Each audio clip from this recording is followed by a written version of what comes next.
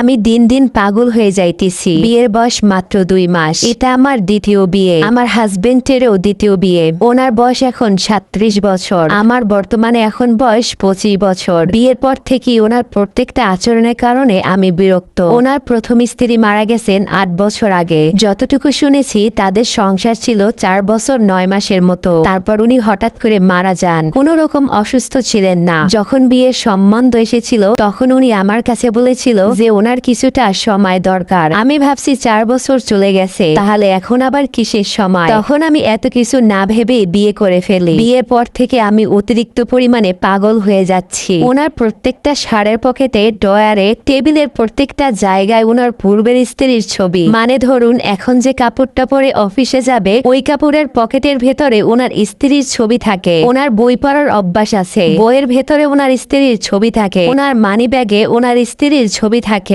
Mobile ফোনের গ্যালারিতে অসংখ্য ছবি আছে। আমি ওনাকে জিজ্ঞেস করেছিলাম যে এসব কেন রাখছে, তো উনি বললেন উনি তো আর নেই, এই কারণে রাখছি। আমি এটা নরমাল হিসেবে ধরতে পারছি না। ওনার আরো একটা বদ অভ্যাস আছে। উনি প্রতিদিন অফিস শেষে ওনার পূর্বের স্ত্রীর কবর জিয়ারত করে আসে। ওনার পূর্বের শ্বশুর বাড়ি আমার বাড়ির খুব কাছাকাছি, মানে ধরেন যাতায়াতের সময় খুব বেশি একটা লাগে না। ওনার অফিস থেকে ওনার শ্বশুর বাড়ি কাছে। উনি অফিস শেষে প্রতিদিন কবর জিয়ারত করে আসে, শুক্রবারও যায়। এই বিষয়টায় আমি এখন বিরক্ত হয়ে গেছি। আর এই বিষয়টা তো আমি বেশি বিরক্ত হয়ে গেছি যে ওনার পূর্বের স্ত্রী কাপড় চোপড় ব্যবহার করেছে, সেগুলো একটা কাপড় চোপড় আমাকে ধরতে দেয় না। প্রত্যেকটা কাপড় আলাদাভাবে রাখা আছে। তাছাড়া স্বর্ণের বলতে কানের নাকফুল, একটা স্বর্ণের আংটি, কানের দুল আর একটা স্বর্ণের চেইন আছে। প্রত্যেকটা জিনিস উনি আলাদাভাবে রাখছে। একটা জিনিসও আমাকে ধরতে দেয় না। শ্বশুর শাশুড়ি মোটামুটি ভালো। শ্বশুর বসতে উঠতে পারে না, হার্ট স্ট্রোকের রোগী। শাশুড়ি মোটামুটি, কোনো কাজে ভুল করলে বলবে আমেনার মতো করতে পারো না। এই আমেনা হচ্ছে ওনার পূর্বের স্ত্রী। আমি দিন দিন মানসিক রোগী হয়ে যাচ্ছি। বিয়ের 2 মাস হয়েছে,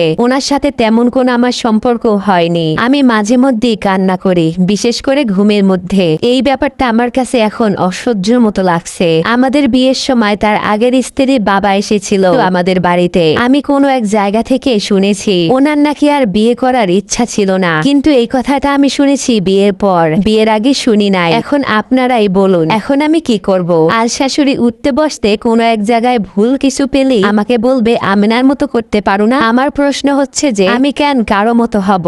এত কিছু জেনে শুনে তাকে ডিভোর্স দেওয়া আমার পক্ষে সম্ভব না, কারণ এটা আমার দ্বিতীয় বিয়ে। প্লিজ আপনারা সবাই একটু সাহায্য করুন, একটা সঠিক পরামর্শ দিন। আমার হাজবেন্ড ভালো, কিন্তু ওনার এসব কাজকর্ম আমার একদম পছন্দ না। এটা একটা আপুল লেখা। তো আপনার মতামতটি কমেন্ট বক্সে জানাবেন। আর হ্যাঁ, ইদানিং প্রচুর কমেন্ট আসছে আমার কণ্ঠ নিয়ে। আমার ভয়েসটা কেন এত খারাপ? আমার ভয়েসটা আমি অ্যাপস দিয়ে চেঞ্জ করে দেই, কারণ আমি পর্দার কারণে আমার নিজের অরিজিনাল ভয়েসটা দেই না। ঠিক আছে, আমি নিজেকে একটু পর্দায় রেখে আমি একটা কাজ করে যাইতেছি, কিন্তু ভাইরে ভাই আপনাদের কমেন্টে ঠেলা নিয়ে কাজগুলো করতেই পারতেছি না। তো যাই হোক, যাদের এত প্রশ্ন আমার ভয়েস এরকম কেন আজকে বলে দিলাম। যারা অরিজিনাল ভয়েস দিয়ে ভিডিও এডিট করে তাদের থেকে আমার এই ভয়েস দিয়ে ভিডিও এডিট করা অনেক কষ্ট, অনেক প্যারা। যারা এরকম ভয়েস দিয়ে ভিডিও করে তারাই শুধু বোঝে। আপনারা যারা বসে বসে কমেন্ট করেন তারা বুঝবেন না, ঠিক আছে? তো আজ এই পর্যন্ত।